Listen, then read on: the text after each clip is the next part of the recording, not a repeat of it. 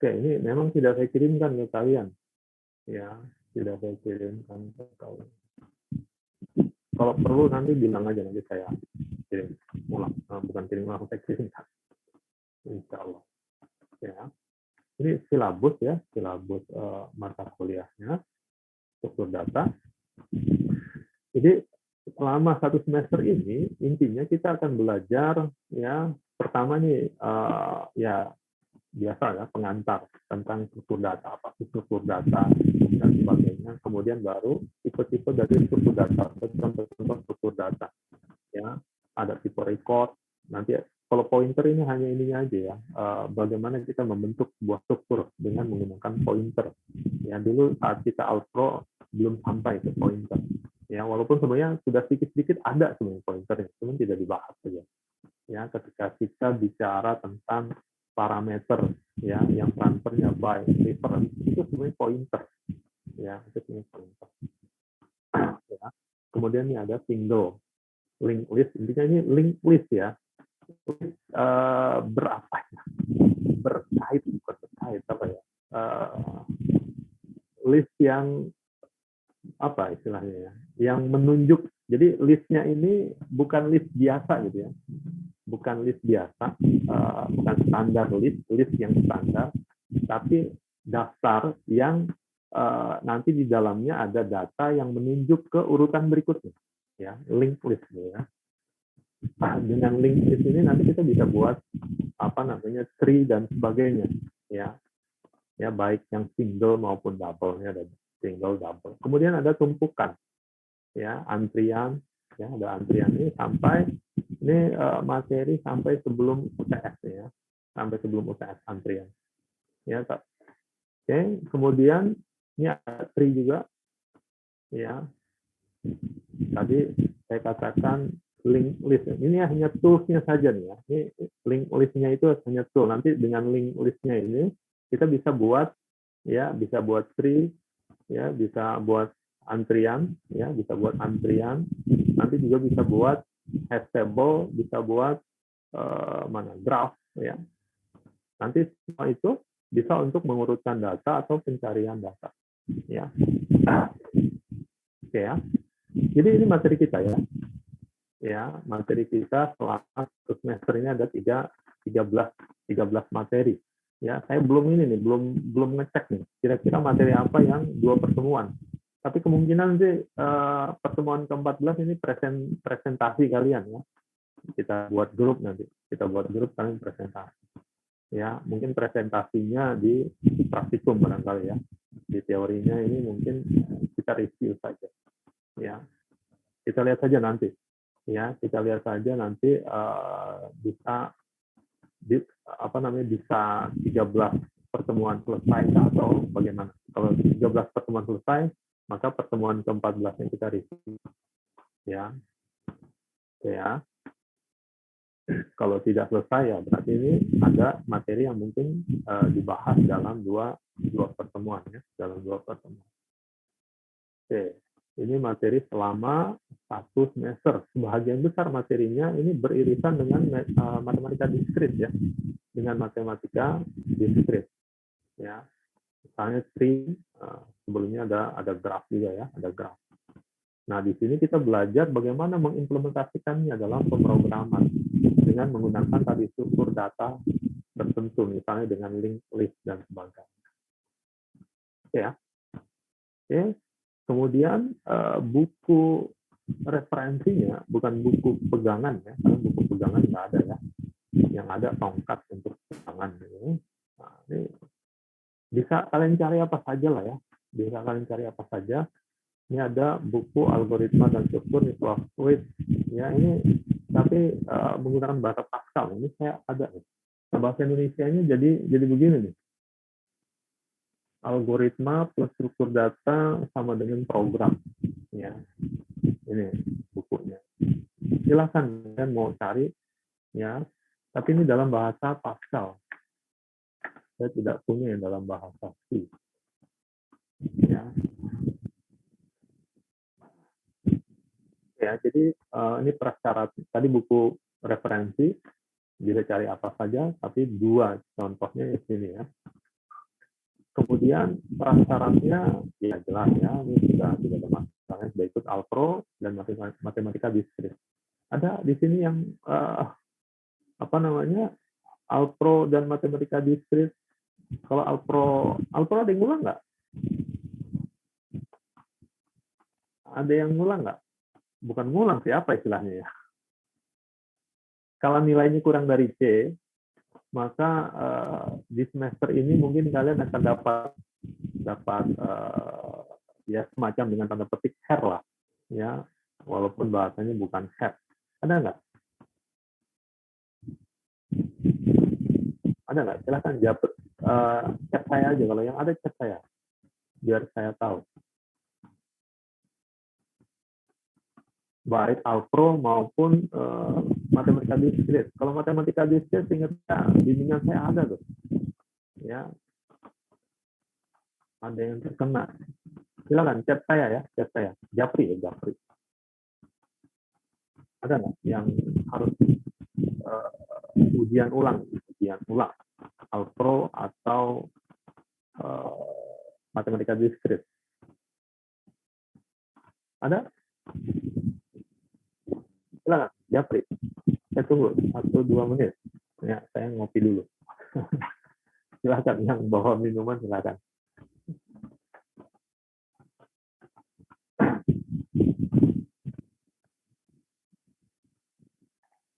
Tidak ada ya. Ya, syukur. Berarti aman ya. Aman, berarti tidak ada masalah ya. Karena kalau ngulang berarti kan kalian harus belajar lagi, ya, baik Alpro atau matematika diskrit, ya, matematika diskrit. Kalau yang saya ajar Alpro-nya nggak ada yang di bawah C ya, tidak ada yang di bawah C ya, karena saya janji kalau ada yang di bawah C, hair kan, ikut ujian hair, dan saya tidak mengadakan hair. Oke, baik. Tidak ada, baik. Oke, baik. Sekarang kita masuk ke materi kita, mudah-mudahan nggak lama ya. Ini banyak review saja. Banyak review.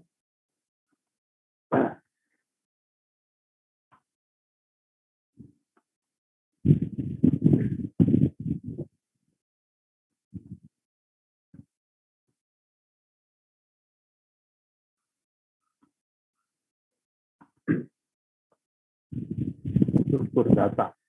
Oke, ya. Jadi tadi sudah kita lihat di silabus ya, di silabus bahwa untuk mata kuliah ini prasyaratnya ya kalian sudah lulus ya, sudah lulus mata kuliah matematika diskrit ya maupun algoritma dan pemrograman ya. Nah, di sini sedikit ada review ya tentang algoritma. Apa sih algoritma ya? Maksudnya semua ya. Ini ya intinya adalah langkah-langkah ya untuk menyelesaikan satu permasalahan ya. Oke. Tinggal tambahannya nanti banyak ya, disusun secara sistematis, logis dan sebagainya. Ya. Kemudian ini pertimbangan pemilihan algoritma, jadi jelas ya ketika ada satu permasalahan tentu akan banyak ya algoritma yang bisa menyelesaikan permasalahan tersebut. Nah, bagaimana kita memilih algoritmanya? Ya, tentu algoritma kita pilih karena pertama harus benar dulu. Kalau nggak benar, untuk apa kita pilih algoritma tersebut? Karena tujuan algoritma adalah untuk menyelesaikan satu masalah. Kalau nggak benar, berarti untuk apa ya? Ya kan? Kemudian seberapa baik hasil yang dicapai oleh algoritma tersebut. Seberapa baik itu tentu tadi syaratnya sudah benar ya, sudah benar dulu. Ya, artinya nanti hasil yang didapat hasil yang benar. Tapi seberapa baik? Nah, seberapa baik ini mungkin banyak hal gitu ya.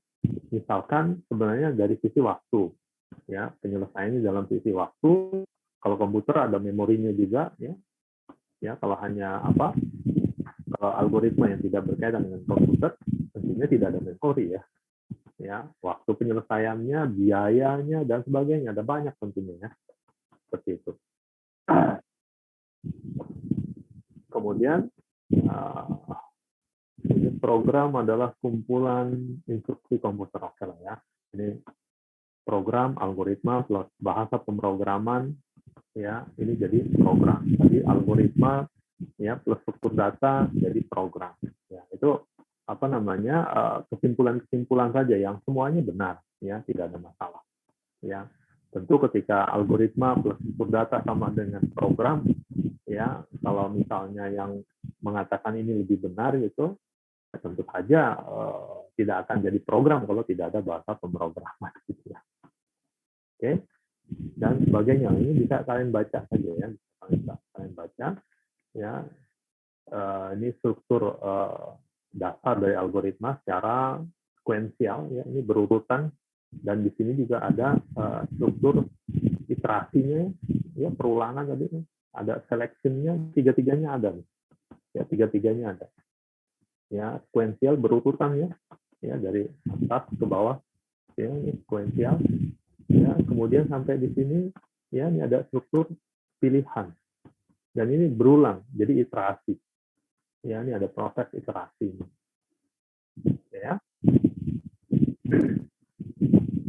Kemudian ini bahasa Pascal ya, kalau bahasa Pascal ini sangat apa ya, sangat delikatif sekali gitu. Jadi mirip sekali dengan saat kita buat algoritma ya, kita buat algoritma dengan menggunakan pseudocode ya, kode ya, pseudocode ya, ingat ya, kode yang menyerupai, yang mirip ya dengan pemrograman, dengan bahasa pemrograman tertentu ya. Ini bahasa Pascal, ini program ngapain? Program ngapain ini? Masih ingat ya? Bukan masih ingat, masih paham nggak? Ya. Pipeline P42 apa tuh?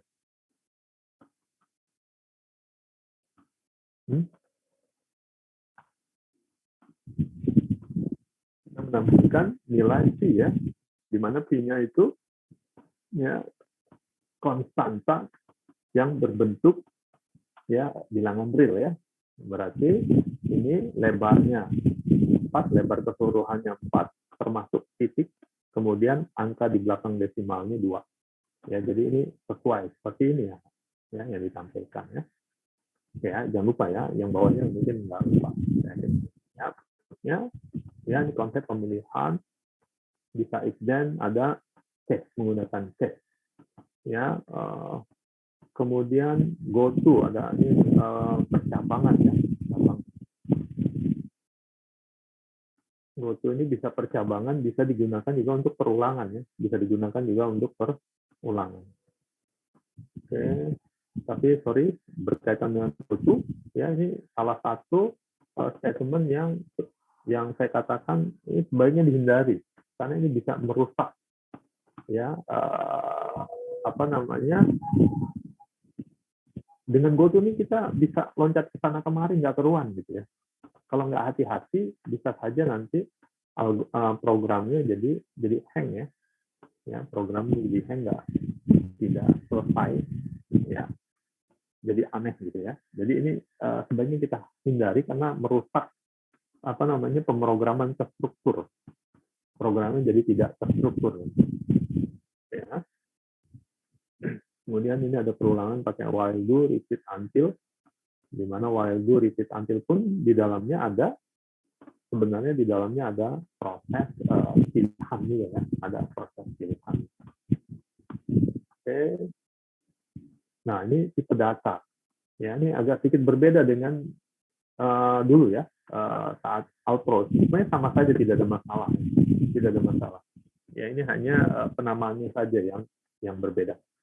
Ya, di sini kalau dulu ada satu lagi ya, string gitu ya, string. Ini stringnya tidak ada. Nah, ini ada pointer.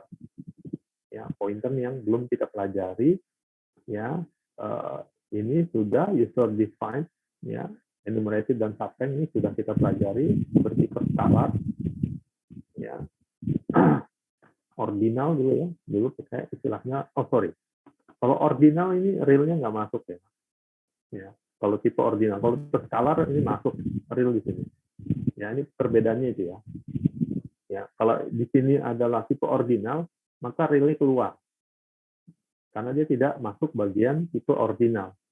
Karena semua tipe data yang di dalam ini, kecuali real, itu tipe data ordinal. Ya, tipe data ordinal itu tipe data yang ada urut-urutannya ya. Ya, real tidak masuk tipe data ordinal. Ya. Oke, kemudian ya tipe data terstruktur, nah, struktur data gitu ya. Tipe data terstruktur kita sudah belajar array record, file dengan set tidak kita pelajari ya. Oke. Jadi yang belum file, set, sama pointer ya. Dengan pointer. Yang lainnya sudah kita pelajari semua. Nah, ini user defined tipe data yang didefinisikan ya oleh pengguna ya, bisa tipe data enumerated atau rank ya. Ini kita loncat saja lah, lanjut saja ini. Ini di Pascal array ya, ini deklarasi array ya, array satu dimensi ya, array dua dimensi bisa seperti ini, bisa juga begini ya, bisa array ya, kemudian indeksnya of array lagi, kemudian ini kurung itu ya. Oke, bisa juga seperti ini langsung kali kita kelihatan copy paste yang kurang. Oke ya, kemudian pemrograman modular ya, pemrograman dengan menggunakan subprogram baik di Pascal maupun di C nanti ya, kita bisa buat di bahasa pemrograman apapun nanti ada ya subprogram, kita bisa gunakan subprogram ya. Ini nanti masih agak mirip dengan Pascal, hanya beda kata kuncinya atau istilah-istilahnya atau simbol-simbolnya sedikit berbeda ya. Ini contoh ya penggunaan subprogram di Pascal ya. Kemudian ini ada parameter ya. Ya, ini real, ini parameter ya yang transfernya by value ya, ditransfer by value, parameter formal ya, parameter formal. Yang ini parameter lingkaran, parameter aktualnya ini ya, ditransfer by value ya. Kemudian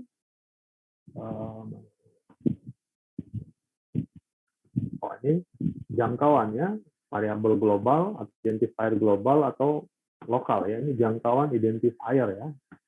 Pada intinya ya, identifier terbagi dua ya, lokal dan global. Lokal hanya bisa ya digunakan di dalam subprogram itu saja ya, di bagian di mana dia dideklarasikan saja. Kalau global bisa digunakan di seluruh area program ya, keseluruhan programnya dia bisa digunakan variabel global. Tapi pada intinya semuanya baik lokal maupun global hanya bisa digunakan setelah dia dideklarasikan ya. Oke, kemudian ini ada transfer parameter ya, bedanya by value dan by reference atau by address nih ya. Perhatikan baik-baik, yang by reference ya, di sini berubah ya, ini yang parameter formalnya ya, ini parameter aktualnya, parameter aktual berubah, di sini juga berubah. Oh, terbalik saya ya. Parameter formalnya berubah, aktualnya juga ikut berubah ya. Di sini sedangkan ini ya, parameter formalnya berubah, aktualnya tidak berubah. Ya, karena yang ditransfer hanya value-nya saja. Tadi yang ditransfer hanya gelasnya saja. Ya, transfer gelasnya, kemudian di sini diisi, yang ini enggak berubah. Kalau di sini yang ditransfer ya memorinya. Ya, ketika di sini diisi, sini juga ikut berubah. Sayangnya ini cupnya beda isinya kayaknya. Warna tehnya beda kepekatannya. Ya. Lanjut. Ya ini ya transfer parameter by value dan by reference. Ya, by value hanya angkanya saja, tapi ini angkanya beda.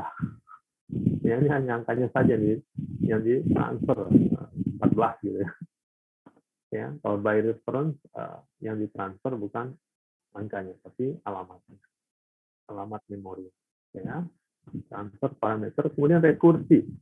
Ya, rekursi adalah subprogram yang memanggil dirinya sendiri. Ya, misalnya ini ada prosedur, ya. Toh di dalam deklarasi prosedur itu sendiri dia memanggil dirinya lagi. Maka ini dikatakan sebagai rekursi, ya, ini dengan fungsi, ya. Oke. Kemudian rekursi bisa dipanggil langsung atau ya indirect call, dipanggil secara tidak langsung. Hanya ketika dipanggil tidak langsung, ya kita harus hati-hati kalau ya saat pendeklarasiannya, Oke.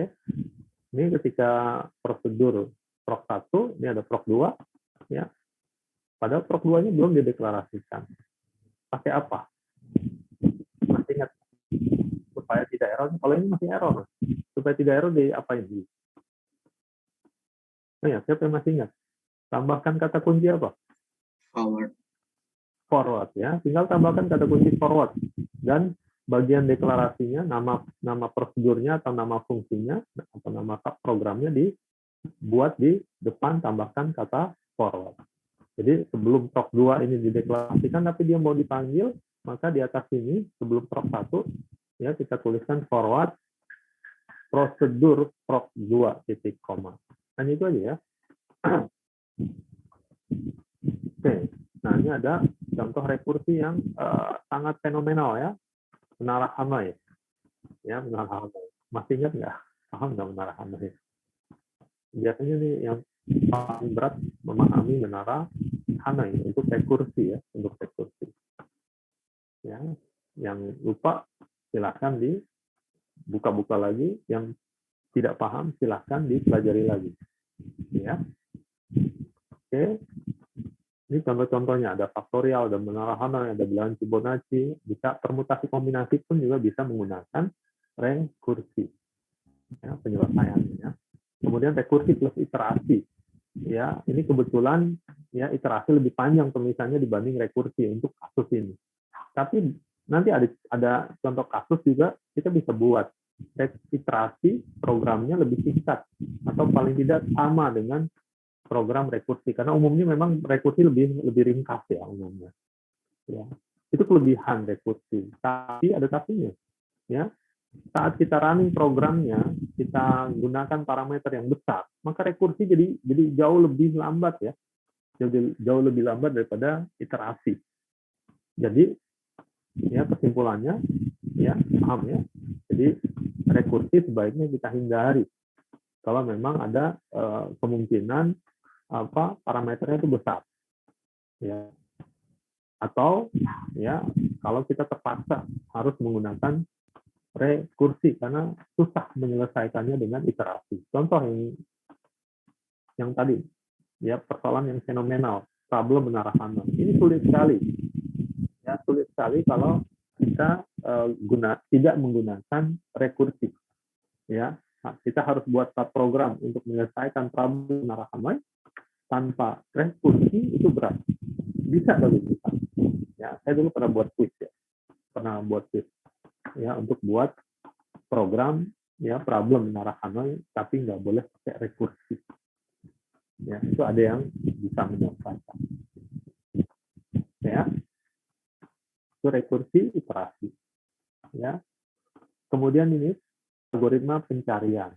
Waktu itu kita belajar dua algoritma, ya, ya, algoritma sekuensial dan pencarian biner, ya, di mana untuk algoritma pencarian biner ini jauh lebih singkat, ya, karena dibagi dua, sehingga pencariannya maksimal hanya ada sebanyak ln n, gitu, ya, n. Sedangkan sekuensial kalau datanya sebanyak n dengan binary search ini kita pencarian maksimalnya sebanyak ln n, ya, dibulatkan ke atas ini, ya.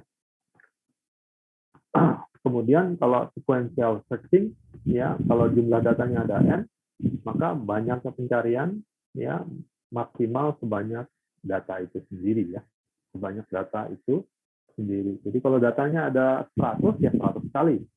Kalau binary searching, kalau datanya ada 100, cukup 7 kali. Ya, tapi kalau datanya 1 juta, kan jauh sekali bedanya, ya. Ya, jadi binary searching jauh lebih singkat. kemudian mengurutkan. Nah, ini ada 3 algoritma. Saat itu kita belajar mengurutkan data. Jam berapa sekarang? Ya. Nah, di kelas saya tadi itu saya nggak jelaskan tentang Big O. Ya, Big O. Ya, ada notasi di dalam pemrograman itu istilahnya adalah Big O. O besar. Ya. Karena memang gunakan simbol huruf O besar. Huruf O besar. Ya. Jadi ini kita ketika berbicara tentang kompleksitas suatu algoritma, ini ada istilah Big O. Ya. Nah, kompleksitas ini terbagi 2 ya, ada kompleksitas waktu dan kompleksitas space-nya, memorinya, kebutuhan memori yang terpakai. Ya, itu ada seperti itu. Misalkan algoritma tadi rekursi, ya, secara kompleksitas walaupun ini biasanya seiring sejalan gitu ya. Kompleksitas dari sisi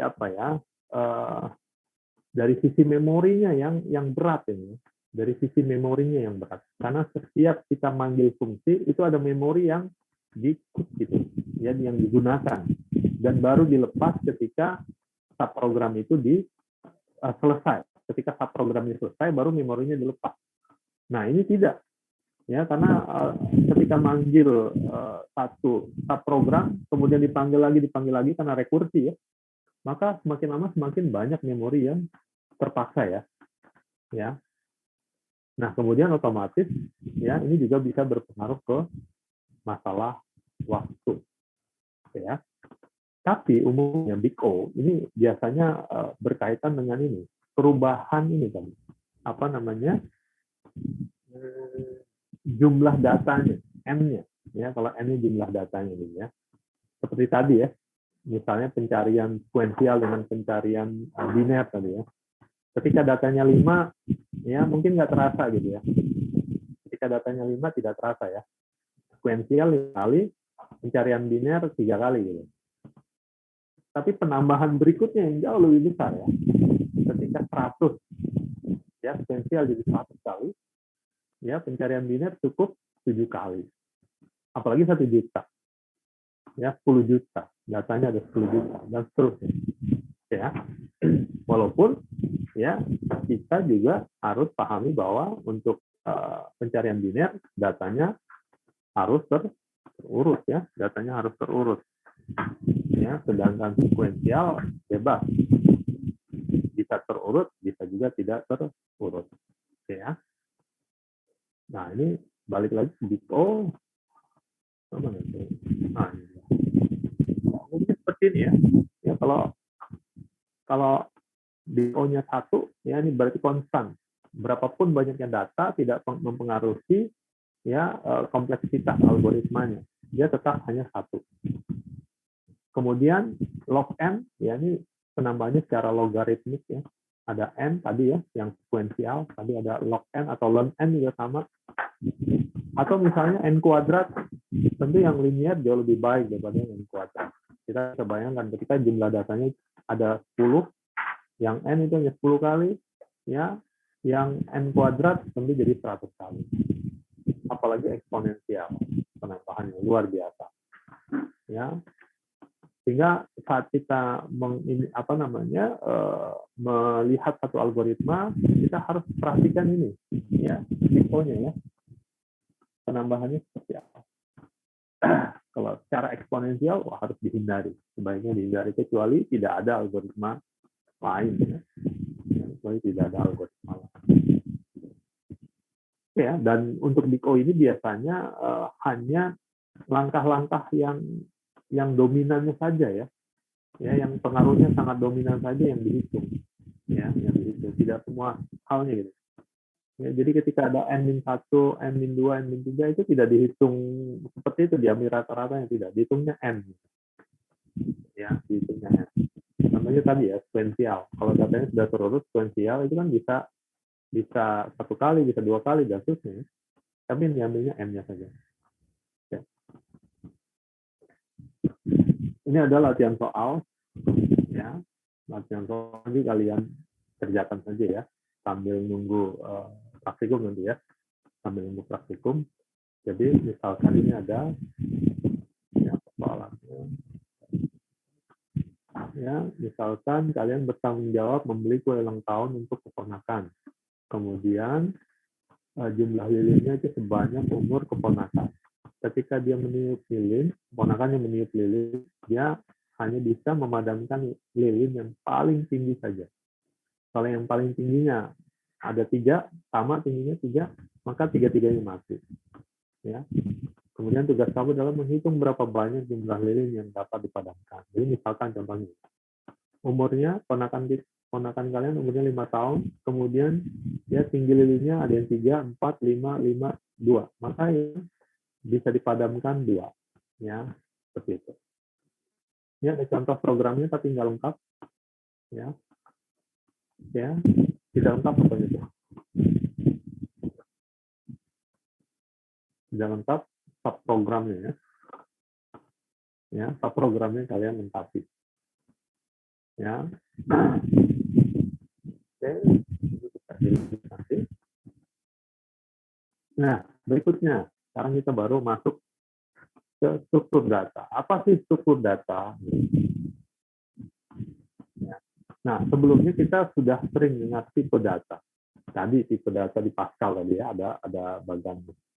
Ya, jadi tipe data adalah jenis data yang dapat ditangani oleh suatu bahasa pemrograman. Tadi contoh untuk Pascal. Untuk C hanya beda istilah aja. Beda istilahnya, beda kata kuncinya. Mungkin ada yang sama, mungkin ada yang berbeda. Ya, untuk bahasa Pascal, bahasa C. Itu tipe data. Kemudian objek data. Nah, objek data itu ya elemen-elemen, kumpulan-kumpulan elemen dari data-data tadi. Ini kalau untuk Pascal ini integer ya, dari min 32.000 sekian sampai 32.000 sekian. Itu masing-masing elemennya adalah objek data. Ya, kemudian, nah materi kita nih struktur data. Ya, jadi struktur data ya sesuai dengan namanya struktur data-data. Jadi termasuk cara penyimpanannya, kemudian pengorganisasiannya, ya setelah cara penyimpanan, bagaimana kita mengorganisasikannya, kemudian pengaturan datanya juga ya di dalam media komputer, ya sehingga kita bisa menggunakan data tadi secara efisien. Ya misalnya tadi, ya kita punya daftar, ya bagaimana menyimpan daftar? Bisa kita gunakan array, gitu kan? Bisa kita gunakan record tadi, record. Recordnya record yang seperti apa? Array-nya array yang seperti apa? Kita buat struktur pengorganisasiannya. Ya, sehingga tadi ada namanya link list berkait gitu ya, list berkait. Ya. Ini seperti itu. Itu salah satu cara untuk mempermudah. Ya, permudah. Ketika kita buat list berkait, bagaimana cara mengurutkan, meletakkannya? Itu juga berpengaruh nanti ke berapa besar, bagaimana cara mencari satu data, gitu. Itu mempengaruhi. Nah, itu struktur data yang akan kita pelajari nanti ke depan. Ya. Kemudian aktivitas struktur data tadi, ya. Jadi karena tadi ya, struktur data tidak hanya bagaimana mengumpulkannya, tapi kita mengatur data, mengorganisasi data, ya. Maka aktivitasnya, ya, ada 2 aktivitas dalam struktur data. Pertama, kita mendeskripsikan dulu kumpulan-kumpulan objek tadi, ya. Kemudian kita tunjukkan, ya, kita buat mekanisme kerja untuk mengoperasikan data-data tadi. Ya, ini contohnya aja yang gampang ya. Untuk integer, ya, operasi yang bisa digunakan itu adalah tambah, kurang, kali, dan seterusnya. Nanti ketika kita buat struktur data yang ingin kita buat sendiri, misalnya tadi dengan linked list, ya, misalnya dengan single linknya hanya satu, hanya menunjuk ke satu tempat misalnya, atau double linked list menunjuk ke 2 tempat. Ya, itu nanti kita tidak cukup hanya kita buat strukturnya saja. tapi perlu operasi-operasi apa yang bisa dilakukan berkaitan dengan struktur tersebut. Itu jadinya struktur data. Jadi ada objek data, kemudian ada operasi manipulasi data. Itu dikatakan sebagai struktur data. Kemudian ditambah algoritma jadi program. Ya, kira-kira seperti itu ya struktur data. Nah, ini terakhir. Ini contoh-contoh dari struktur data. Ya, bisa kita gunakan, manfaatkan untuk sorting. Ya, kemudian bentuk struktur datanya bisa linked list. Ya, linked list dia. Linked list ini single linked list. Bisa juga ini list biasa ya. Nah, linked list ini bisa kita gunakan untuk spanning tree. Ya, apa spanning tree?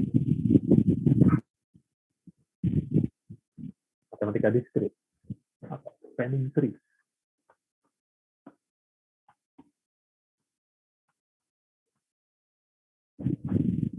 Apa spanning?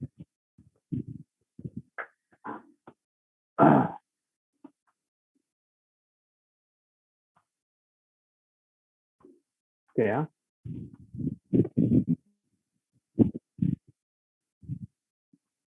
Kemudian ada tree, ada graph, ada stack, tumpukan, ada hashing, dan macam-macam lagi. Ya, apa tadi? Spanning tree. Pohon merentang. Ya, pohon rentang ya, pohon rentang ya, bukan pohon kentang ya. Pohon rentang. Jadi kalau kita punya graph, ya, kita punya graph, kita buat spanning tree-nya, ya, karena kalau misalkan apa namanya grafnya bukan tidak berbentuk tree, kalau sudah berbentuk tree itu sudah otomatis spanning tree ya. Ya, kalau grafnya terhubung, kemudian kita bisa menghilangkan beberapa apa namanya garisnya, ya beberapa garis, beberapa edge-nya, ya bisa kita hilangkan sehingga grafnya tadi menjadi tree, tapi tetap terhubung ya, itu jadi namanya spanning tree, ya pohon rentang ya. Oke, materi kita hari ini itu ada yang mau ditanyakan, silakan. Jam berapa sekarang? Jam 9. Silakan, ada yang mau ditanyakan?